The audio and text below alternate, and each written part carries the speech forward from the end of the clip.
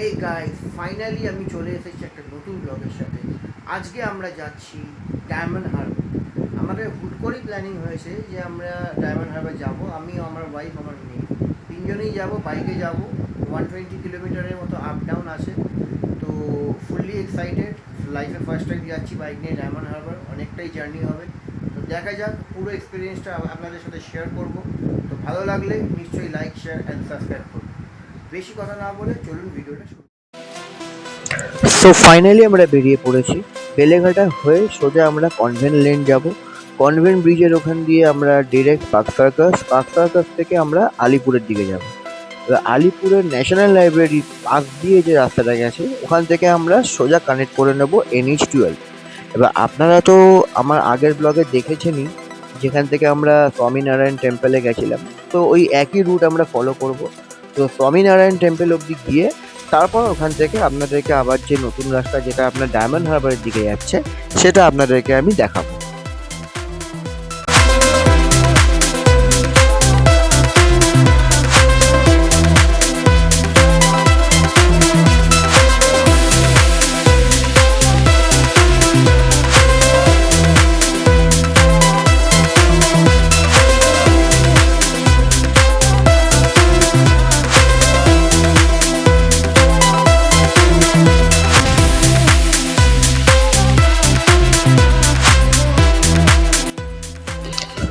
So আমরা আলিপুর জু, national library cross করে আমরা এখন উঠে পড়েছি NH12-এ।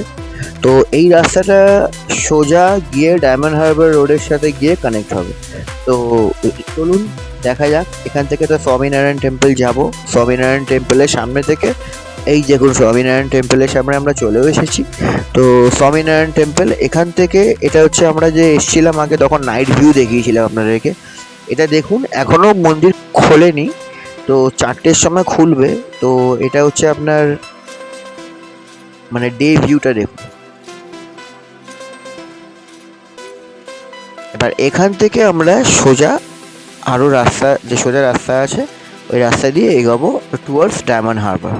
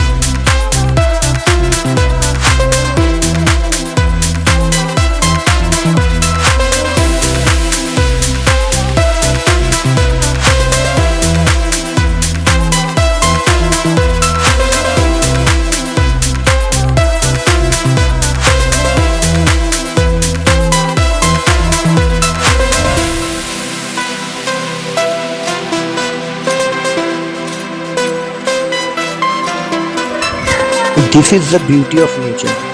শুধু একবার দেখুন আকাশটা কি সুন্দর লাগছে।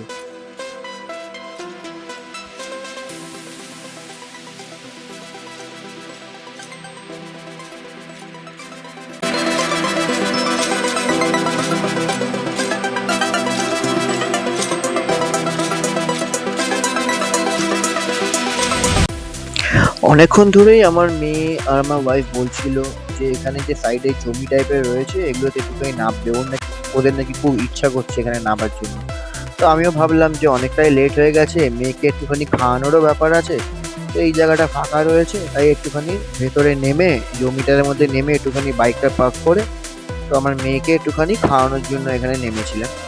তো এখানকার ভিউটা দেখুন, ভিউটা দারুণ। আর আমার মেয়ে তো মানে মোটামুটি এখানে ওর রাজত্ব করেই বসেছিল। এখান থেকে যাবে না, সাইডে যে জল আছে ওই জলেও নামবে। মানে আমি ওকে বুঝিয়ে পাচ্ছিলাম না যে এই জলটাতে নামা যাবে না। ও ভাবছে ও দীঘায় চলে এসছে নাকি, ও নাকি এই জলে নামবে।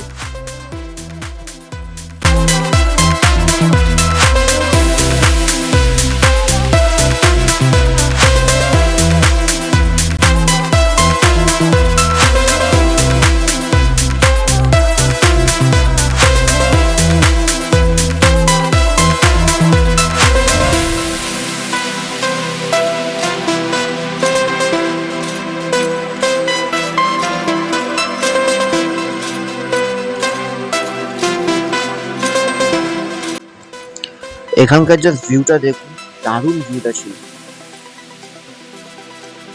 আর আমার মেয়ে তো যত নখরা, ওর খেতে গিয়েই যত নখরা, ও খাবে না, ও সেই দৌড়েই যাচ্ছে, ও নাকি জলে নামবে।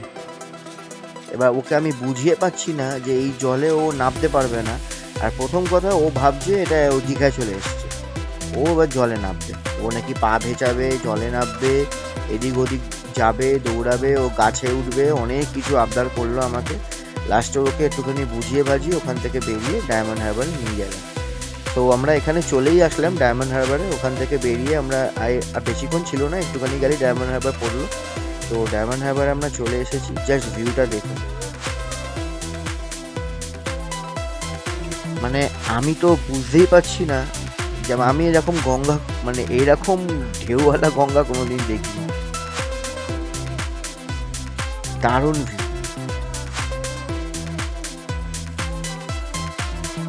জাস্ট দেখুন ভিউটা, দারুণ ভিউ। মানে হুট করে কেউ আসলে ভাববে মনে হয় এটা গঙ্গা না সমুদ্র, বুঝে পাবে না।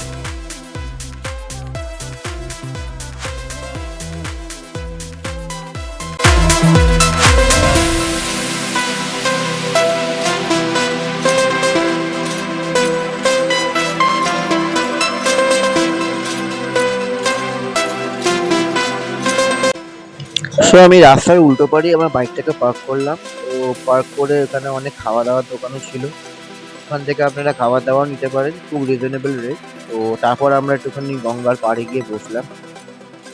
মানে মানে যত স্ট্রেস, যদি আপনি স্ট্রেস রিলিফ করতে চান, তো এর থেকে ভালো জায়গা আমার মতে আর নেই।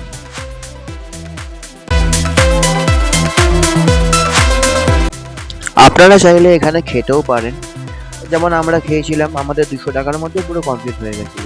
আমরা 2 প্লেট মোমো নিয়েছিলাম, স্টিম মোমো। তো ওখানে 6 পিস করে ছিল পার প্লেটে। 4টে ফিশ ফিঙ্গার নিয়েছিলাম, আর 100 গ্রাম আপনার প্রন ফ্রাই নিয়েছিলাম। টেস্টও খুবই মানে ভালোই ছিল, মোটামুটি ঠিকঠাক ছিল। আর 200-এর মতো আমাদের পুরো টোটাল খাওয়া দাওয়ার খরচা হয়েছিল। তো আমার মেয়ে এবার জেদ শুরু করেছে, ও এবার এই জলে নামবে। ও ভাবছে এখানে এই বোল্ডারগুলোকে দেখে, ও ভাবছে ও দীঘাতে চলে এসেছে, এবার ও জলে নামবে। সে মানে ওকে বুঝিয়ে আমি পাচ্ছি না যে এই জলটাতে কেউ নামে না, এখানে কেউ নামতে পারবে না এখন। কে কার কথা শোনে, আর তখন জোয়ারও ছিল। তো মানে কি বলবো, ও মানে সেই নামবে তো নামবে। তো লাস্টে ওকে একটুখানি বুঝিয়ে বাজিয়ে হালকা একটুখানি পাটা ভিজিয়ে, ওকে একটু বুঝিয়ে ওখান থেকে দেখুন না, দেখুন ও আগে যাবে, কত এগিয়ে যাচ্ছে ও জলে নামবে বলে। কোনো ভয় বলে কিছু নেই। এই বয়সে আমরা ছোটবেলায় কত ভয় পেতাম, আর ওকে দেখুন।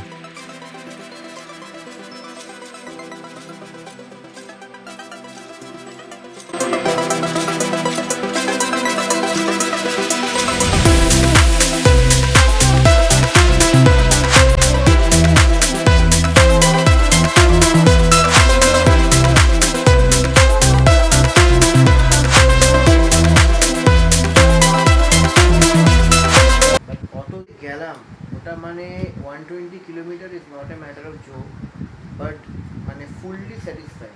এত ভালো জায়গা মাইন্ড ফ্রেশ করার জন্য, আর আপনার একটা লং রাইডের জন্য একদম পারফেক্ট ডেস্টিনেশন। আপনারাও চাইলেই যেতে পারেন, খুবই ভালো জায়গা, খুবই সুন্দর।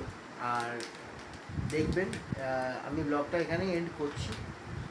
যদি ভালো লাগে নিশ্চয়ই লাইক, শেয়ার অ্যান্ড সাবস্ক্রাইব করে দেবেন। Thank you.